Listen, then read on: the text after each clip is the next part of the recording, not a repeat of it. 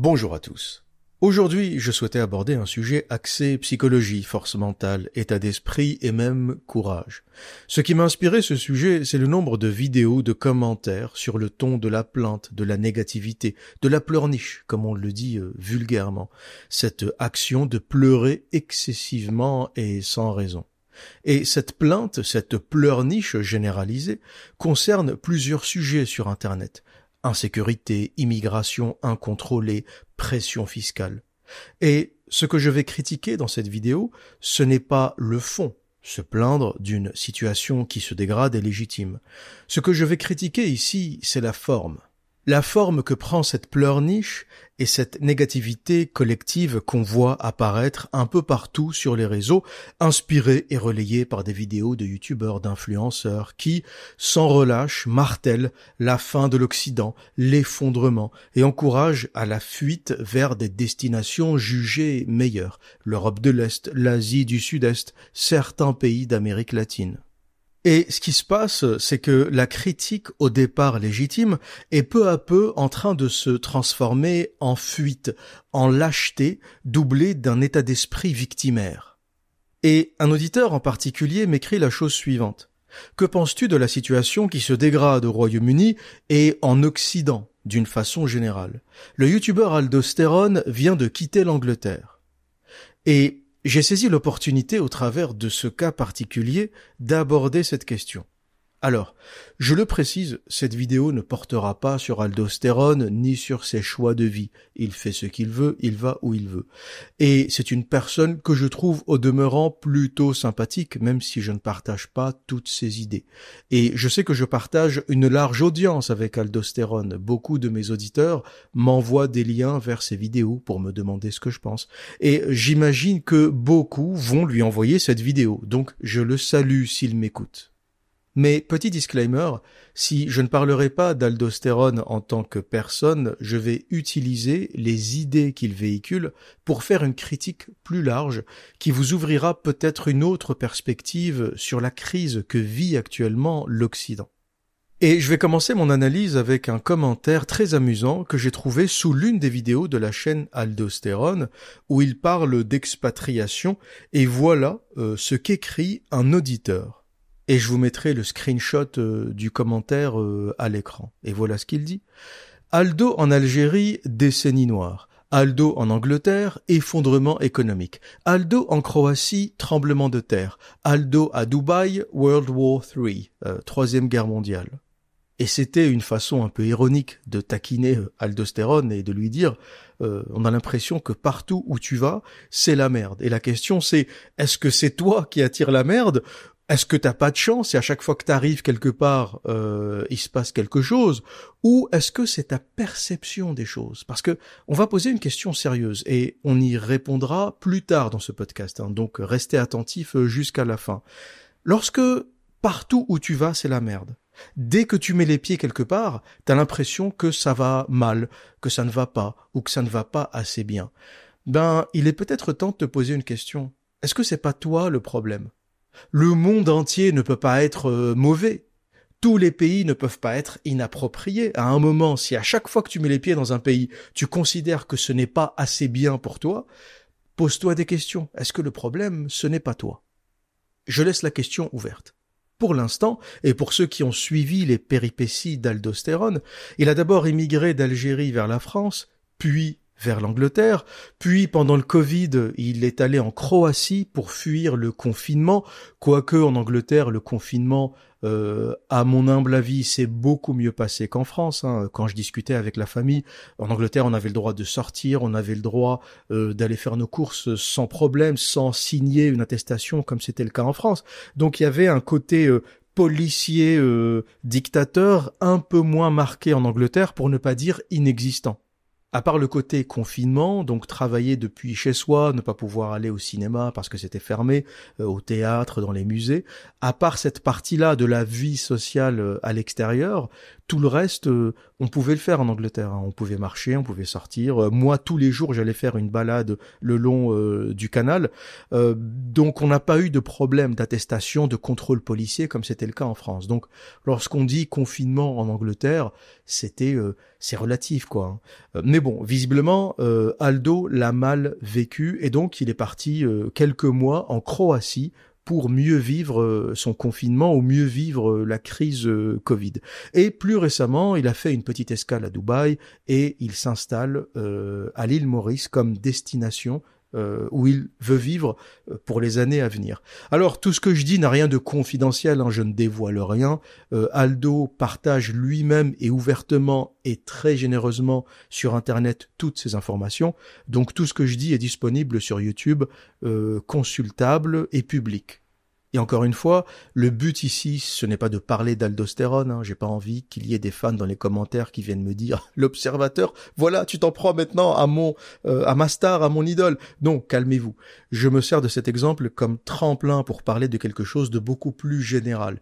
Et il se trouve que le personnage ou la personnalité YouTube d'aldostérone se prête très bien à l'analyse que je tente de faire et aux idées que je tente de transmettre. Et pour revenir à ce que je disais, on va parler un peu du parcours d'Aldo. Donc il quitte l'Algérie comme des millions d'Algériens parce que c'est la décennie noire et, disons-le, un pays compliqué. La décennie noire a été un catalyseur pour beaucoup, mais soyons honnêtes, des immigrés qui quittent l'Algérie, il y en a eu dès 1963. Le pays a eu son indépendance en 1962.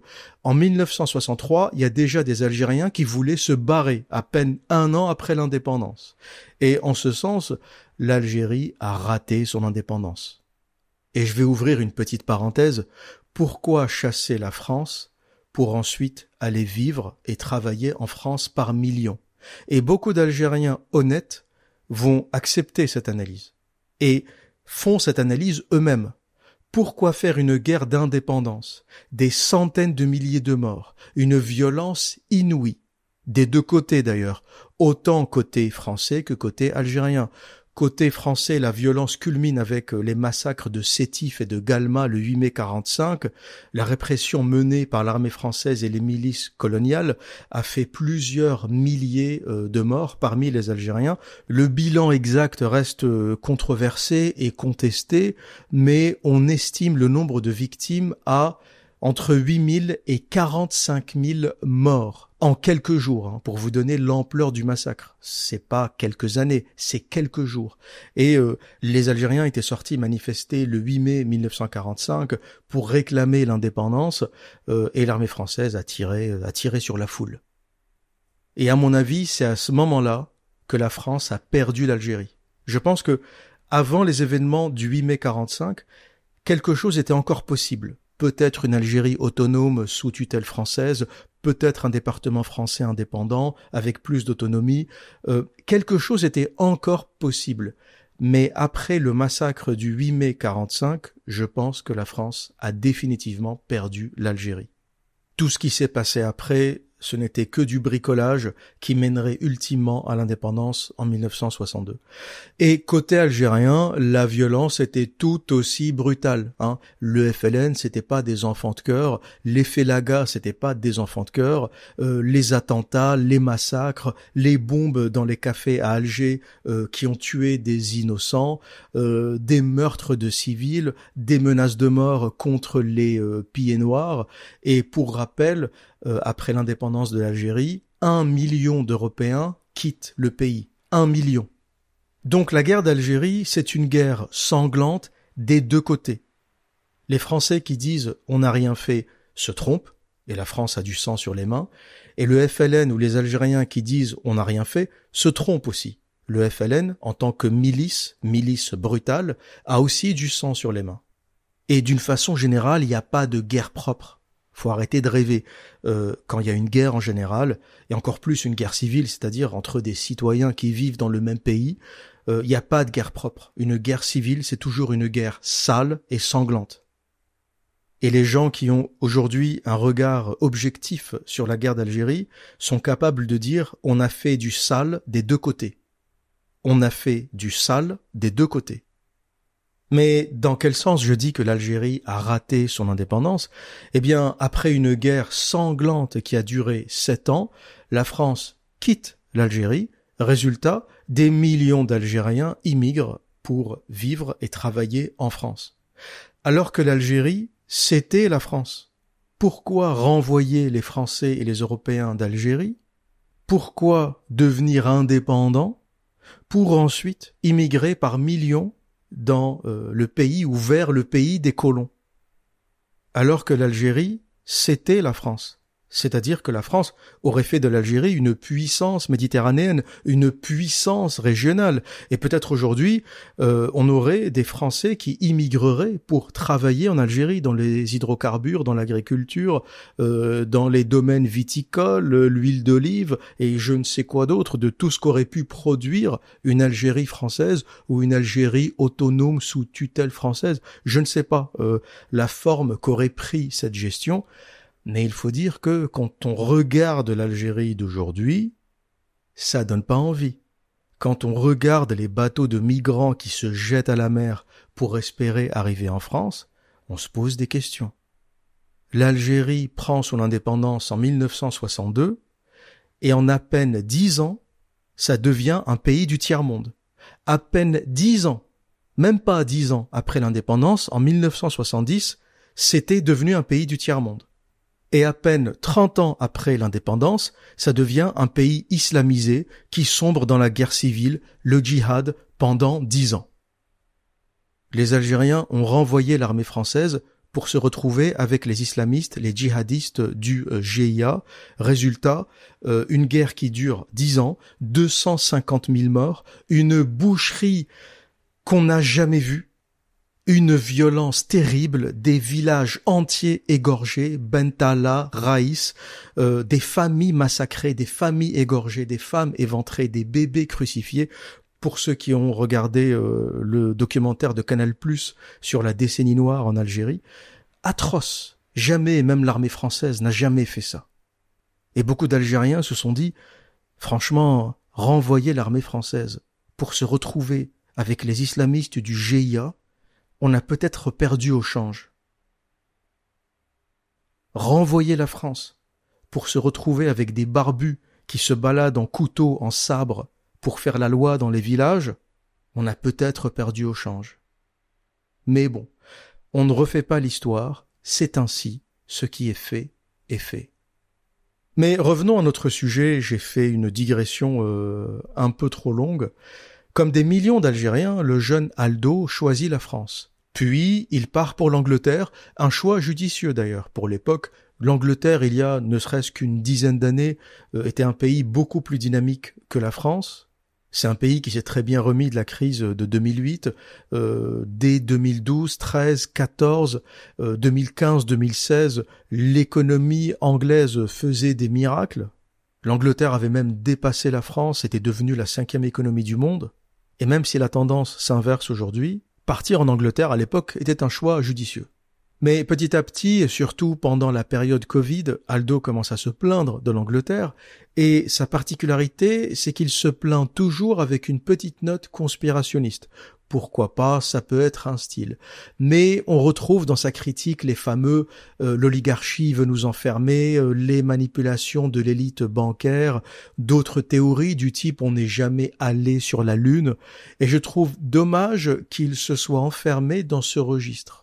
Mais bon, la tendance conspirationniste ou l'engouement pour les conspirations, c'est encore un autre sujet. Je ne veux pas faire encore une autre digression d'1 heure sur la question. Si vous voulez une petite analyse critique sur le livre d'Aldostéron, On n'a jamais marché sur la Lune, dites-le moi en commentaire parce que j'ai énormément de choses à dire sur le sujet.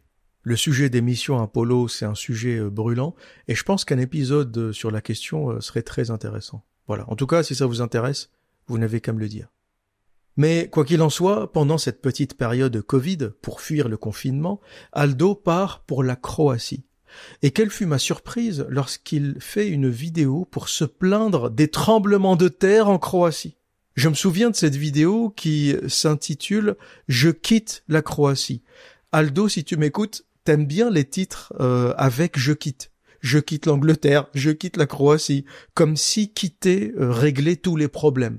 Et ce que moi j'ai appris sur la vie, c'est que quand tu pars pour les mauvaises raisons, tu prends souvent tes problèmes avec toi. Tu ne quittes jamais rien en réalité. T'as des hommes qui quittent leur femme ou leur copine et qui passent les 10 prochaines années ou les 10 années qui suivent à en parler. Tu ne l'as jamais quittée en réalité. Elle est toujours dans ta tête. J'ai un ami architecte marié, 2 enfants, qui me parle encore aujourd'hui de son ex-polonaise avec qui il était sorti pendant 1 an lorsqu'il avait 24 ans. Il a 40 ans aujourd'hui pour la petite histoire. Et en réalité, il ne l'a jamais quittée. Elle vit dans sa tête. Donc, tant que t'as pas fait le ménage dans ta tête, tant que t'as pas fait un travail profond sur toi, tu peux aller au bout du monde. Tu vas ruminer les mêmes bêtises. Et donc, ce que j'ai trouvé ironique dans cette histoire, ou dans cette petite immigration en Croatie, ce petit épisode, c'est que Aldo se sauve d'un virus et du confinement, et il fait face, en Croatie, à un phénomène naturel, les tremblements de terre. Et donc, il fait une vidéo pour dire que la Croatie, c'est pas si génial que ça, parce qu'il y a des tremblements de terre, et moi ça me stresse, et ça me réveille la nuit, et j'ai des angoisses, et donc, finalement, même un phénomène naturel, c'est critiquable. Même quelque chose qui n'est du fait ni de l'oligarchie, ni des banquiers, ni des politiques, tu trouves le moyen de le critiquer. Depuis quand on critique un tremblement de terre? C'est un phénomène naturel. Et vous commencez, à ce stade de la vidéo, à comprendre mon fil conducteur. On va y arriver, on va arriver à la fin et à la conclusion. Mais vous comprenez déjà le schéma et ce que j'essaye de prouver. Et je peux déjà vous dévoiler un peu ma pensée. La critique ou la négativité, c'est un état d'esprit. Et si t'es dans cet état d'esprit, si t'es quelqu'un qui est dans ça, dans la critique, dans la plainte, dans la pleurniche, tu trouveras toujours le moyen de critiquer. Si c'est pas les banquiers et les Rothschild qui sont responsables de ton malheur, c'est l'oligarchie politique. Si c'est pas les politiques, c'est les industriels. Si c'est pas les industriels, c'est une conspiration mondiale pour fabriquer un faux virus. Si c'est pas ça, c'est les tremblements de terre. C'est une conspiration aussi, les tremblements de terre en Croatie. Et si c'est pas les tremblements de terre, on n'est jamais allé sur la Lune. Les Américains sont des menteurs. En fait, il faut comprendre que quand t'es dans cet état d'esprit, on peut te mettre dans le plus bel endroit sur Terre. Au bout d'1 semaine, 2 semaines, tu trouveras le moyen de te plaindre. La plainte, la complainte, la pleurniche, c'est un état d'esprit.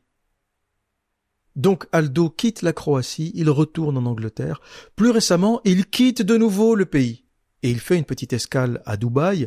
Et depuis Dubaï, il fait une petite vidéo relax. Et il dit que Dubaï le repose, qu'il se sent bien. Et tant mieux, hein, je ne te souhaite que du bien. Si Dubaï te détend, si Dubaï te fait du bien, si tu t'es senti en sécurité, apaisé, très bien.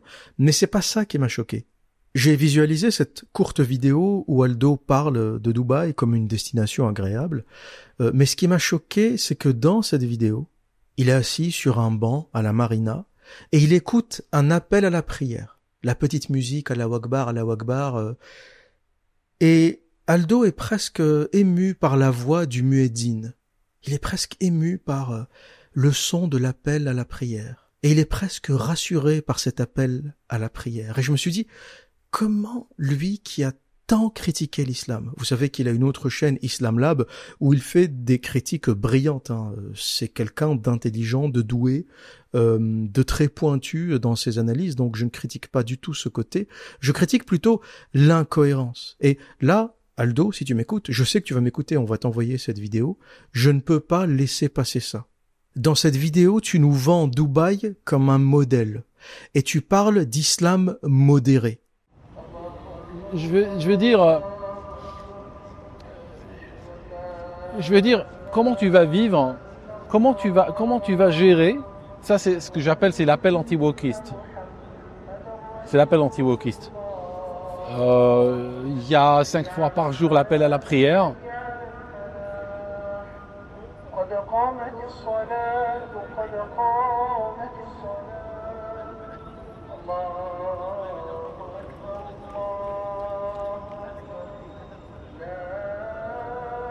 C'est ça à Dubaï, tu vois. T'as vu le contraste, hein? Ça veut dire qu'il n'y a pas de, comment dirais-je, je préfère un islam modéré, un islam où celui qui va à la mosquée, celui qui veut faire la fête, fait la fête, n'est-ce pas? Je préfère un islam comme ça à ce qui est en train de se passer en Europe. En Europe, déjà, en termes d'islam, on a des radicaux, qui seraient en prison ici, qui pourraient même pas mettre les pieds ici. D'accord? Ça signifie en termes de radicalité, je veux dire ici, on a des musulmans qui vivent leur vie normalement en harmonie avec leur société, avec leur pays, avec leurs valeurs, et tranquille. D'accord? Personne ne cherche les ennuis à personne. Alors que tu connais la vérité de l'islam, tu sais que ça n'existe pas l'islam modéré. Tu sais que ce n'est qu'une transition. Tu connais la mécanique de l'islam. J'ai pas besoin de te raconter, de t'en dire des tonnes. Qui plus est, quand tu es algérien, que t'as vécu la guerre civile, les 250 000 morts, comment tu peux t'émerveiller de l'appel à la prière du muezzin et dire, en fait, voilà ce qui marcherait en fait, un islam modéré où tout le monde fait ce qu'il veut, celui qui veut aller à la prière, va à la prière, celui qui veut pas, il y va pas. J'avais l'impression d'entendre un Tariq Ramadan ou un Chalgoumi, mais avec un meilleur vocabulaire. Aldostérone parle très bien. Je ne le compare pas à Chalgoumi sur ce registre, mais sur les phrases un peu bancales. Voilà, l'islam de la tolérance, l'islam modéré, l'islam du chacun fait ce qu'il veut. L'islam, c'est pas une religion de chacun fait ce qu'il veut. L'islam, c'est Surat at-Tawbah, c'est tuez-les où que vous les trouviez. La seule raison pour laquelle l'islam accepte temporairement la tolérance et le vivre ensemble, c'est en attendant d'avoir du pouvoir. Quand l'islam est faible, ou dans les territoires où il ne peut pas s'exprimer pleinement, où la charia ne peut pas s'appliquer, l'islam joue ce jeu en attendant. Mais dès que l'islam devient majoritaire, c'est Surat at-Tawbah, tuez-les où que vous les trouviez, en parlant des mouchriquines, des mécréants, des associateurs, des chrétiens, de tout ce qui n'est pas musulman. Donc, personne ne viendra nous la faire à l'envers. Vos conneries d'islam de la tolérance, vos conneries d'islam modéré, ça marchait dans les années 70-80. Aujourd'hui, c'est fini. On connaît les textes, on connaît la réalité de cette religion. Et je vais vous dire pourquoi ça marche à Dubaï, parce que faut bien répondre à Aldo qui dit, voilà, l'islam de la tolérance, voilà le muezzin, Allahu Akbar, Allahu Akbar. Je vais te dire pourquoi à Dubaï ça marche, et pourquoi ça ne marche pas en Occident. Il dit aussi, avec son vocabulaire, que voilà, l'islam fonctionne à Dubaï, mais c'est un problème, ça fait peur en Europe, mais ça fait pas peur dans les Émirats arabes unis. La raison pour laquelle l'islam n'est pas un problème, là-bas, c'est que c'est une dictature. C'est quoi les Émirats? C'est des autochtones, donc 1,3 million d'émiratis ou d'émiriens, les citoyens des Émirats arabes unis, et tout le reste, c'est des étrangers. Les locaux, ceux qui ont le passeport des Émirats, c'est 11 à 12% de la population. Tous les autres, c'est des étrangers. Et donc ces autochtones sont riches, ouverts, aisés, hyper occidentalisés. C'est des musulmans couscous, quoi. Ils sont tranquilles, ils voyagent, ils adorent aller en Angleterre, à Londres, aux États-Unis, à Paris. C'est pas ce qu'on pourrait appeler des islamistes. C'est des musulmans culturels très riches. Et ils font quoi aux islamistes à Dubaï? Et dans les Émirats d'une façon générale, les Pakistanais, ceux qui viennent de pays réputés avec un niveau d'extrémisme assez élevé. Ils leur font quoi? Ils leur retirent leur passeport. Ils les contrôlent, ils les surveillent.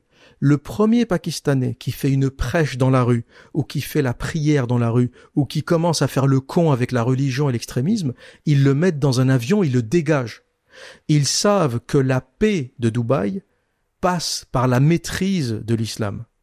Il faut accepter que des Occidentaux puissent y boire de l'alcool, faire la fête, accepter qu'il y ait plein de prostituées ukrainiennes et russes à Dubaï.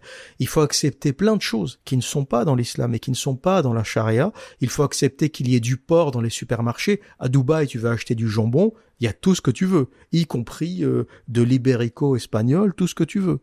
Pourtant, c'est pas halal tout ça. L'alcool, les putes, le jambon, c'est pas halal, mais vous trouverez ça à Dubaï. Parce qu'ils ont compris que le développement passait par ça. Il fallait virer l'islam de la vie publique pour qu'une ville comme Dubaï soit possible. Mais tu laisses les extrémistes libres prêcher, prier dans la rue à Dubaï, tu vas voir ce que ça va devenir, une poubelle. Voilà pourquoi ça marche à Dubaï. Et certains disent « Ah, mais on devrait appliquer les mêmes lois en France, c'est-à-dire les mêmes lois qui s'appliquent aux Émirats en France. » Mais vous savez ce que ça voudrait dire? Ça voudrait dire que tous les étrangers qui sont sur le sol français ne pourraient pas avoir la nationalité française parce qu'à Dubaï, la nationalité ne s'octroie que par le sang. Ta mère, ton père, je crois même que la mère, ça ne passe pas. Le père transmet à son fils. Il n'y a pas de droit du sol à Dubaï. Tu peux vivre 30 ans. T'auras jamais le passeport émirati. Jamais. Donc les gens qui disent « Regardez, Dubaï, c'est un pays musulman, ça se passe bien. En France, on devrait faire pareil. » Si on fait pareil en France, il faudrait retirer la nationalité à peu près 25% de la population. Ou à minima 10%. Les statistiques INSEE 2021-2023 estiment qu'il y a 10% de la population française qui est née à l'étranger et 14 à 15% de la population française qui a un parent émigré, donc né en France, mais avec un parent émigré. Mais si on applique la loi de Dubaï, les 25% n'ont pas le droit d'être français. C'est ça, les lois des Émirats arabes unis. Le passeport se transmet par le sang. Il n'y a pas de droit du sol. Et ils ont ouvert plus récemment quelques exceptions aux sportifs de très haut niveau, aux industriels, aux hommes d'affaires, moyennant je ne sais combien de millions de dollars. Il doit y avoir une barre d'entrée, je sais pas, 50 millions ou plus. Et là, oui, on te donne un passeport. Donc, faut pas comparer les deux modèles. La raison pour laquelle Dubaï a l'air aussi impeccable, aussi sous contrôle, aussi sécure, c'est qu'ils sont intransigeants. C'est parce qu'ils n'acceptent pas l'immigration. C'est quoi un immigré à Dubaï ou dans les Émirats d'une façon générale? T'arrives, tu donnes ton passeport, si t'es un immigré pauvre, si t'es européen c'est différent, mais si t'es un Pakistanais, un Indien, un Sri Lankais, tu donnes ton passeport, tu travailles comme un animal dans des conditions horribles et tu ne sors du pays et on te rend ton passeport que si t'as bien fini ta mission, si t'as pas fait de bêtises, si t'as pas fait le con. Sinon, tu sors avec un coup de pied dans le cul, on te paye pas ton salaire et tu ne reviens plus sur le territoire. Appliquez ça en France et vous verrez ce qui va se passer.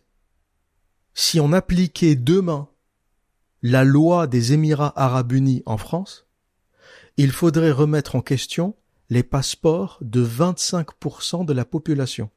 Pourquoi ? Parce qu'ils ont obtenu le passeport par naturalisation, par filiation d'un seul parent, par un parent étranger, par un mariage mixte, par plusieurs leviers que permet la France, parce que c'est un grand pays, parce que c'est un pays développé, parce qu'on a une histoire avec l'immigration. Mais si demain on appliquait la même politique que les Émirats arabes unis, t'as 7 millions de passeports qui sont retirés d'office, personnes vivant en France, naturalisées mais nées à l'étranger, et ensuite il faudra se questionner sur les 15% nés en France d'un parent étranger. Mais là aussi, selon la loi des Émirats, ton parent est étranger, t'as pas le droit au passeport même si t'es né sur le territoire. Je travaille avec une Iranienne qui est décoratrice d'intérieur, qui vit actuellement à Londres. Elle est née à Dubaï, elle a fait toute sa scolarité à Dubaï, elle a fait l'université à Dubaï, et elle est arrivée en Angleterre à, je sais plus, 22, 23 ans. Aujourd'hui, elle est naturalisée britannique, mais elle n'a jamais été naturalisée émirati. Jamais. Tu passes ta vie aux Émirats. Tu ne deviendras jamais citoyen. Voilà, monsieur Aldostérone, pourquoi ça marche aux Émirats. C'est une dictature. C'est une dictature basée sur l'argent du pétrole et l'esclavage. Alors qu'en Europe, le citoyen musulman a les mêmes droits que les autres, et il fait ce qu'il veut, y compris prêcher l'islam radical. On a laissé se balader les frères musulmans, les islamistes de tous les horizons, on les a laissés parler, on les a laissés déverser leur merde, on s'est pris des attentats terroristes dans la gueule pendant 20 ans et ça continue encore. Donc il faut faire attention aux destinations que vous fantasmez, même ceux qui fantasment Dubaï et les Émirats arabes unis. Si demain, on prenait la loi des Émirats, qu'on l'appliquait en France, les gens seraient terrorisés. Du jour au lendemain, t'as 25% de la population qui perd son passeport. Vous n'aurez pas le droit d'être citoyen français si vous n'avez pas de filiation de sang. Ceux-là même qui fantasment Dubaï, qui fantasment les Émirats arabes unis, si demain on appliquait la loi des Émirats, vous seriez terrorisés. Et sans aller dans les Émirats, l'Algérie fait la même chose. Tu ne deviens pas algérien comme tu veux. Si tu n'as pas un père, une mère algérienne, tu ne deviens pas algérien. Si demain, la France appliquait la loi algérienne sur son territoire, plus personne n'aurait de passeport français. Les étrangers nés en France n'auraient plus de passeport français. C'est fini. Essaye d'avoir ou d'obtenir la nationalité algérienne sans avoir aucun parent algérien, bon courage.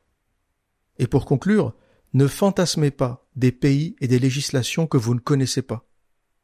C'est pas parce que t'es allé 15 jours en vacances à Dubaï que ça t'a plu que c'est un modèle. Ne fantasmez pas des pays et des législations que vous ne connaissez pas. Après ce petit passage à Dubaï et l'épisode du muaddin, de cet appel à la prière magnifique, quasiment méditatif, transcendantal, sur la marina, sous la voix douce de la Akbar, la Akbar. Je fais un peu d'humour, calmez-vous, je fais un peu d'humour, on ne s'énerve pas. Après ce petit épisode, j'aime beaucoup Aldosterone, hein. Je regarde ses vidéos, je m'intéresse à ce qu'il fait, donc c'est pas du tout une vidéo clash, c'est une vidéo analyse pour arriver, comme je vous le disais, à ma conclusion. Donc finalement, Aldo s'installe à l'île Maurice, c'est la destination où il voulait aller, hein. Dubaï c'était juste une escale. J'espère que tout se passe bien pour lui, et je ne dis pas ça avec ironie, hein. Je lui souhaite le meilleur, qu'il se détende, qu'il se repose, qu'il prenne des forces, qu'il prenne ses repères sur place, dans ce nouveau pays, sur cette île, et qu'il médite paisiblement sur son aventure. Mais ce qui nous intéresse, ce n'est pas tant les péripéties d'Aldo, qu'il partage encore une fois généreusement avec nous sur YouTube, mais c'est ce qu'il représente, c'est-à-dire la baisse de courage et de foi en l'avenir. La peur, la pleurniche généralisée, la plainte, la crainte sont devenues une culture, et je parle d'une façon générale, dans la population. Lorsqu'on écoute les gens aujourd'hui, rien n'est assez bien, rien n'est assez sûr, rien n'est assez bon. À un moment, si partout où tu vas, tu te plains, c'est que c'est peut-être toi le problème. À un moment, si la France n'est pas assez bien, l'Angleterre n'est pas assez bien, la Croatie n'est pas assez bien, peut-être même que l'île Maurice un jour, ça sera pas assez bien finalement. Si la Croatie c'était pas terrible parce qu'il y a des tremblements de terre, peut-être que l'île Maurice, parce qu'il y a des cyclones tropicaux, tu vas trouver que c'est pas génial. Ou tu vas passer l'été en île Maurice qui arrive en fait en hiver, comme t'es dans l'hémisphère sud, les saisons sont inversées. Tu vas arriver au mois de décembre en plein été, il va faire une chaleur pas possible et tu vas te dire je ne peux pas, je transpire, j'ai la chemise qui colle, les moustiques, et tu vas te dire finalement c'est de la merde. Je peux pas vivre ici, j'aimais bien la fraîcheur de Hyde Park, la petite brise londonienne, j'aimais bien le parfum du matin. Il y a une ambiance, hein. Londres c'est quelque chose. Hein. Vivre à Londres c'est quelque chose qui ne s'oublie pas. Londres pour moi c'est l'une des villes les plus incroyables au monde. En termes de souvenirs, d'intensité, c'est une ville qui a ses problèmes. Les loyers exubérants, l'immobilier, plus personne ne peut se loger. Mais je parle au sens de l'intensité, de la vie, des gens que j'ai rencontrés. J'ai peu ou pas de souvenirs à Paris. Voilà, c'était une ville chiante. Je me suis fait chier à Paris, j'ai pas aimé. Londres, c'est une ville que je garde en mémoire. J'ai fait beaucoup de choses, il s'est passé beaucoup de choses, et j'ai vécu très intensément. Donc je ne serais pas surpris si un jour tu as une petite nostalgie et tu as envie de faire un petit voyage à Heathrow et prendre un taxi pour aller te balader dans Hyde Park. Et aujourd'hui, tu as des gens qui quittent l'Occident, France, Angleterre ou autres, pour aller chercher une meilleure vie ailleurs, à Dubaï, en Thaïlande, à Bali, en Europe de l'Est. Puis il réalise que Dubaï, c'est trop cher. Les plages à Bali sont sales, les infrastructures sont pauvres. La Thaïlande, c'est plein d'arnaques. C'est un piège à pauvres vieux blancs occidentaux à la recherche de prostituées pas chères. L'Europe de l'Est, c'est pauvre. La Bulgarie, la Roumanie, c'est des pays où il n'y a pas de travail. T'as plein de gens qui, après avoir fantasmé ces destinations, arrivent et tombent de haut. Mais à un moment, ce qu'il faut comprendre, si vous m'écoutez, que vous avez des envies, des rêves d'expatriation, ce qu'il faut comprendre, c'est qu'il n'y a pas de destination parfaite. Bali et l'Indonésie, c'est pas cher, mais ensuite tu réalises que les infrastructures sont éclatées au sol. Mais c'est justement parce que c'est un pays peu attractif que c'est pas cher.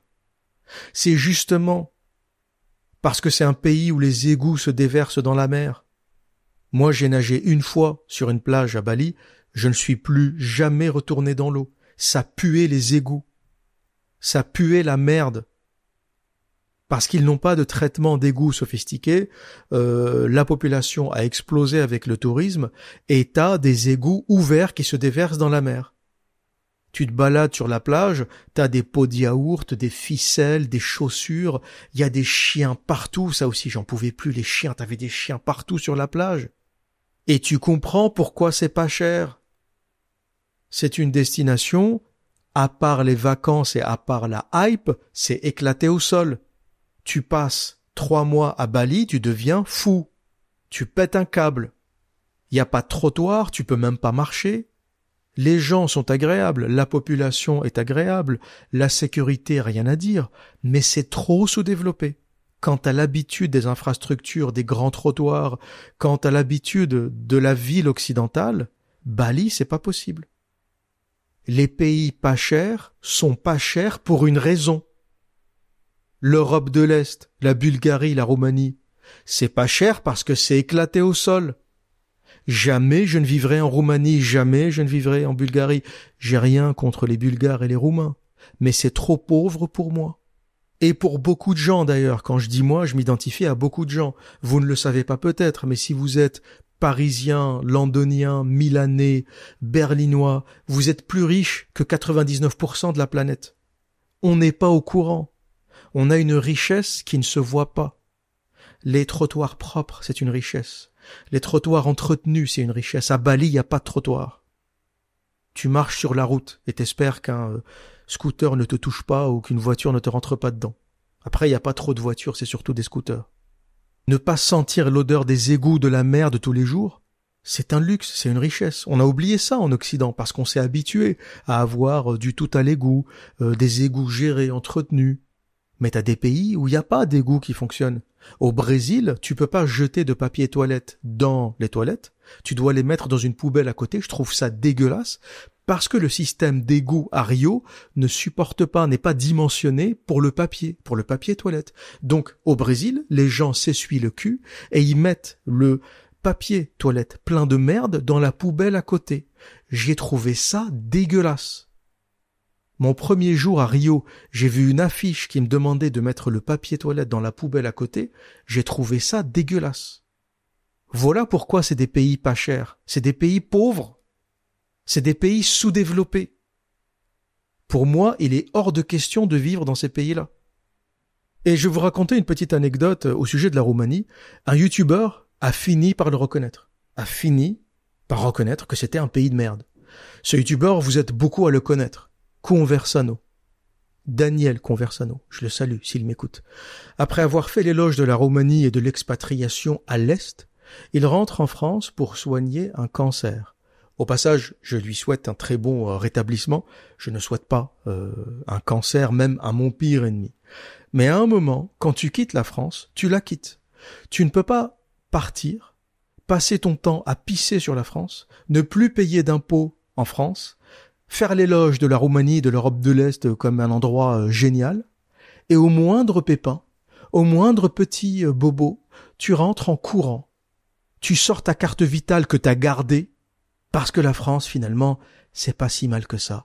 Parce que la France, finalement, ça reste l'un des pays les plus développés au monde, avec les meilleurs spécialistes, cancérologues ou oncologues, que la France a, mais que la Roumanie n'a pas. Et vous comprendrez que ça manque de cohérence, tout ça. Si j'étais l'État français, je n'accepterais pas que les non-résidents fiscaux viennent se soigner en France. Ou alors assurance privée. Personnellement, j'ai une assurance privée, une assurance médicale privée qui me couvre à hauteur de 1,7 million de livres sterling partout dans le monde et qui me coûte assez cher d'ailleurs. Mais même si je décide d'aller me soigner en France parce qu'il y a un spécialiste particulier que j'ai envie de consulter, je le ferai sur mon assurance privée. J'ai rendu ma carte vitale et je ne suis plus couvert par la sécurité sociale française. C'est une question de cohérence. Tu ne peux pas te barrer, ne plus payer tes impôts en France et garder ta carte vitale. C'est quoi ces histoires? Et j'encourage les autorités françaises à être plus vigilantes sur le sujet. Vous ne pouvez pas continuer à soigner gratuitement des personnes qui ne sont plus résidents fiscaux en France, qui ne contribuent plus au système de santé, mais qui viennent se soigner en France. T'as quitté la France? Tu veux te soigner en France? Tu payes? Le beurre, l'argent du beurre, le cul de la crémière, ça va 2 secondes. T'as quitté la France, tu rends ta carte vitale. Si tu considères que la France est un pays en plein effondrement, si tu fais l'éloge de la Roumanie, soigne-toi en Roumanie, sois un peu cohérent. Le youtubage de merde qui consiste à glorifier la Roumanie, la Bulgarie, pisser sur la France pour ensuite venir courir avec sa carte vitale dès que t'as un petit problème de santé, ça va 2 secondes. Le youtubage de merde, ça va 2 secondes. Vous n'êtes pas cohérent, vous êtes hypocrite, vous êtes des menteurs. Le youtubage de merde qui fait la promotion de l'Europe de l'Est pour venir courir avec sa carte vitale dès que t'as un peu mal au cul, ça manque de cohérence. Vous voulez le meilleur des 2 mondes en fait. Vous ne voulez plus payer d'impôts en France, mais ça vous arrange de vous soigner en France.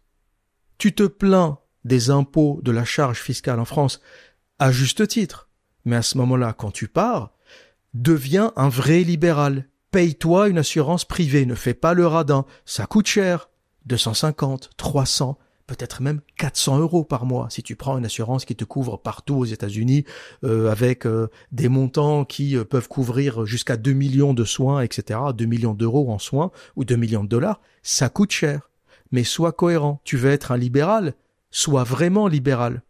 Un libéral, il garde pas sa petite carte vitale dans la poche au cas où les choses tournent mal. Ma carte vitale, je l'ai découpée en 1000 morceaux.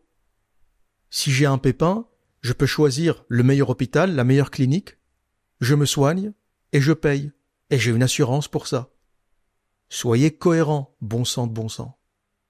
D'ailleurs, il faudrait que les youtubeurs qui font un peu de YouTube money grâce au réseau arrête de donner des conseils d'expatriation à 2 balles.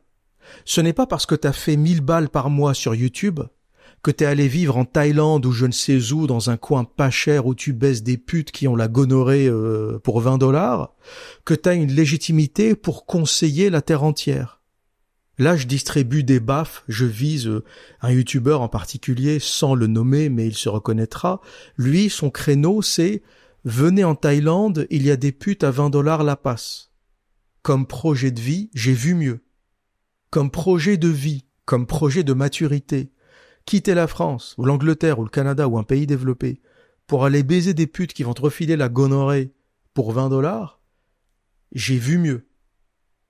Au passage, 99% de la population travaille dans le monde réel. Ils sont géographiquement dans des endroits précis. Ils sont ancrés géographiquement. Ils ont des emplois qu'ils ne peuvent pas digitaliser. Ils ne pourront jamais se poser sur une île avec un ordi, un micro pour faire des podcasts sur YouTube. La majorité des gens ne feront jamais ça. Donc arrêtez de vendre ce modèle comme un modèle de vie. D'ailleurs, il y a beaucoup de gens qui ne veulent pas faire ça. Faut arrêter de vendre le YouTubage comme le modèle de vie ultime.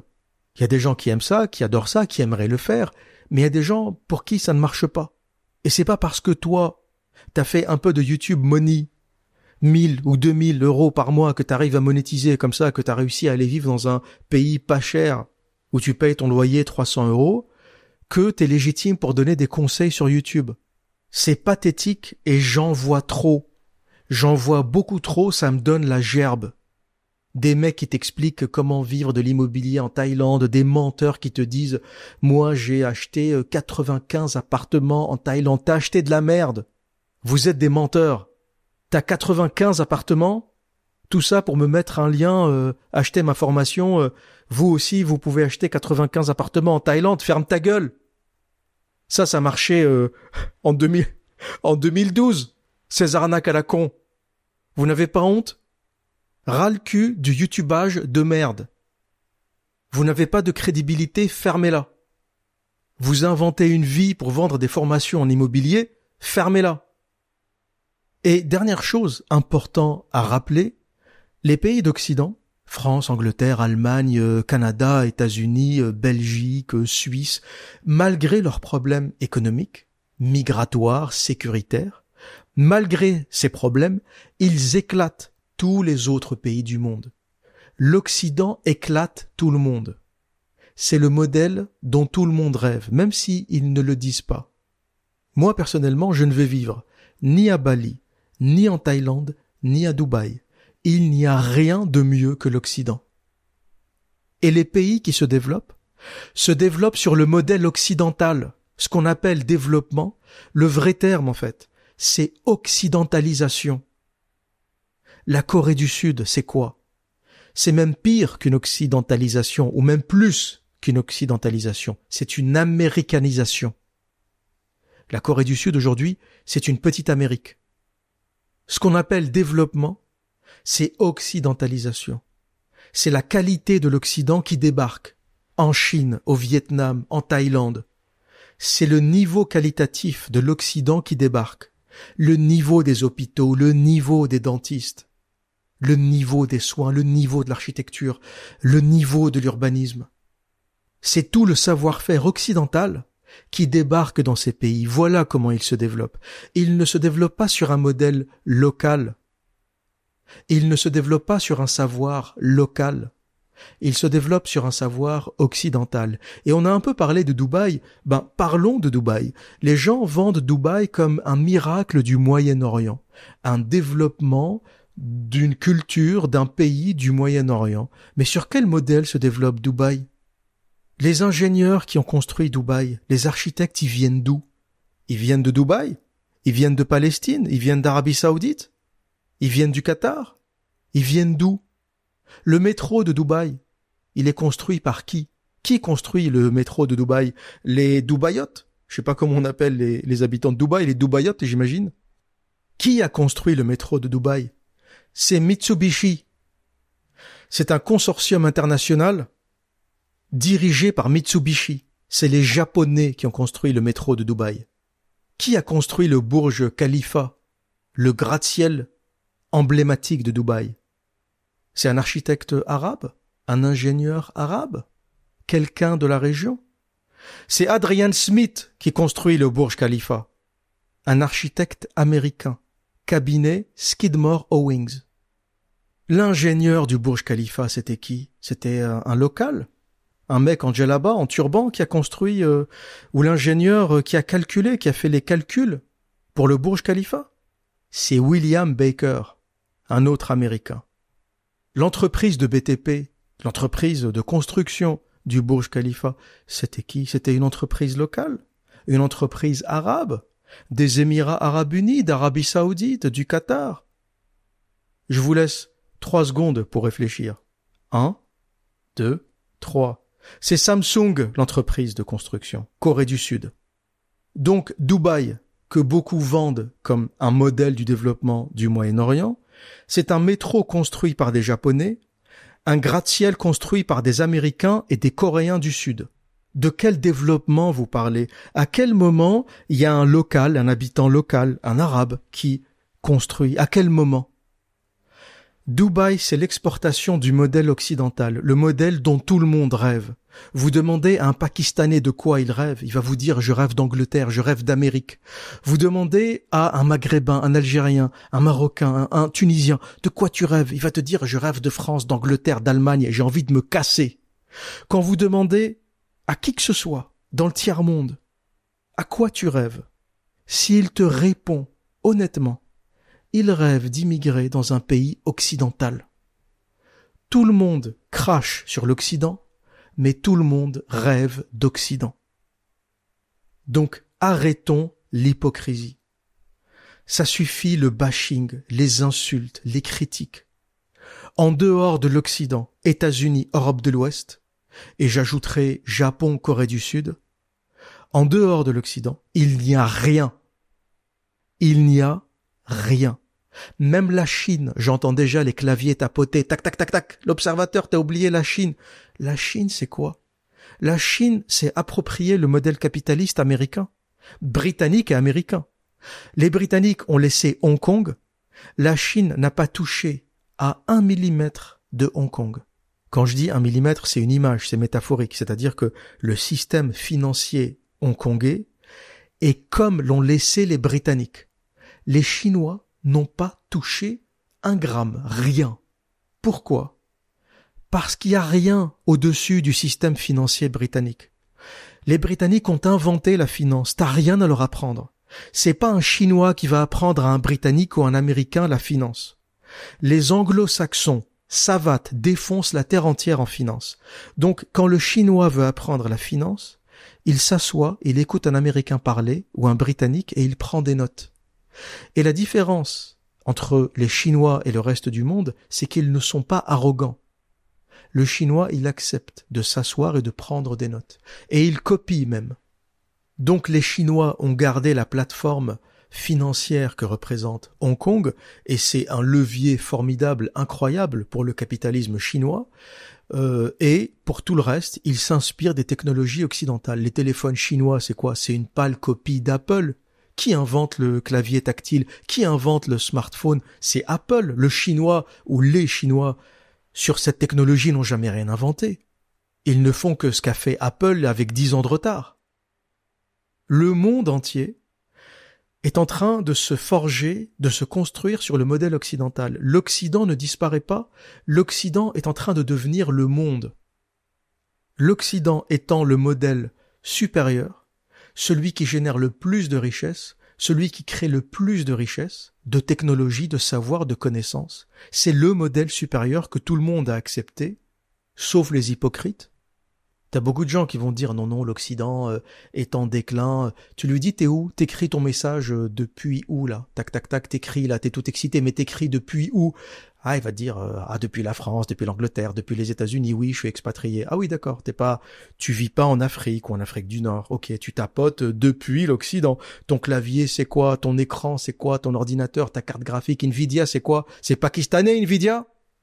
AMD, Intel, c'est quoi? C'est ouzbek? T'enlèves l'Amérique, il n'y a plus rien. T'enlèves l'Amérique, Hong Kong, Taïwan, il n'y a plus rien. C'est-à-dire que même l'Asie, c'est pas un géant. T'as des micro-poches exceptionnelles en Asie, qui font des choses qu'on ne fait nulle part ailleurs. Les semi-conducteurs, c'est Taïwan. Personne ne sait les faire, c'est Taïwan pour l'instant. La finance asiatique, c'est Hong Kong. L'Asie n'est pas totalement développée. T'as des poches qui se sont développées de manière exponentielle, extraordinaire. Ça commence avec le Japon, ça suit avec la Corée du Sud, ça continue avec la Chine, certaines parties de la Chine, et le Vietnam va suivre, etc. Donc même l'Asie n'a pas atteint son pic de développement. Et ça, c'est important de le rappeler parce que je suis fatigué par l'hypocrisie, par l'occidental bashing, ce fantasme de l'Orient, ce fantasme d'autres cultures, ce fantasme de tout ce qui n'est pas occidental. Essayez de vivre sans l'Occident, vous verrez à quoi ressemble votre vie. Essayez de vivre sans les technologies occidentales 1 semaine et vous verrez à quoi ressemble votre vie. L'électricité, c'est occidental. Internet, c'est occidental. Les ordinateurs, c'est occidental. La médecine moderne, c'est occidental. La stérilisation, c'est occidental. Le vaccin, c'est occidental. Tout est occidental. Vis 1 semaine sans l'Occident, tu vas pleurer. Vis 1 semaine sans les technologies occidentales, sans l'assainissement, sans les égouts. Vis 1 semaine sans ce qu'a produit l'Occident, tu viendras en pleurant pour supplier qu'on te rende ces technologies. Et pour revenir à cette mentalité de la pleurniche, ça ne concerne pas qu'Aldostérone. Vous avez compris que depuis le départ, je prends ça comme un cas d'étude, encore une fois. Il n'est que le symptôme d'une société désenchantée. Ce problème concerne tous les Occidentaux. Et même en Angleterre, l'anglais moyen, aujourd'hui, est loin d'être aussi courageux que son ancêtre. Pendant le Covid, on a juste dit aux gens, on va vous enfermer chez vous avec chauffage, télé, internet, supermarché plein à craquer, Deliveroo, Netflix, aide de l'État, salaire garanti pendant 1 an. Et tout le monde se met à chialer.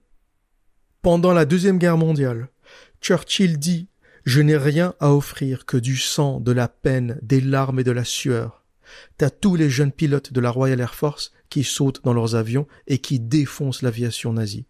La City de Londres, presque rasée intégralement. Mais Hitler comprend une chose. Il ne prendra pas l'Angleterre comme il a pris la France. Les couilles qu'a mis Churchill sur la table à cette époque, c'était quelque chose. Première défaite d'Hitler, 1940. Jusque-là, il pensait qu'il pouvait continuer comme ça sur toute l'Europe. Churchill a aussi dit le 20 août en 1940 devant la Chambre des communes britanniques « Jamais dans l'histoire des conflits humains, tant de gens n'ont dû à aussi peu. » Et ce que Churchill voulait dire, c'est qu'il rendait hommage à une minorité héroïque de jeunes pilotes britanniques, souvent dans la vingtaine, tous très jeunes, qui risquaient leur vie chaque jour pour repousser l'aviation allemande. Quand il dit que jamais tant de gens ont dû autant à si peu, c'est que l'avenir de l'Angleterre était entre les mains d'une poignée de pilotes britanniques dans la vingtaine. Ils étaient en infériorité numérique.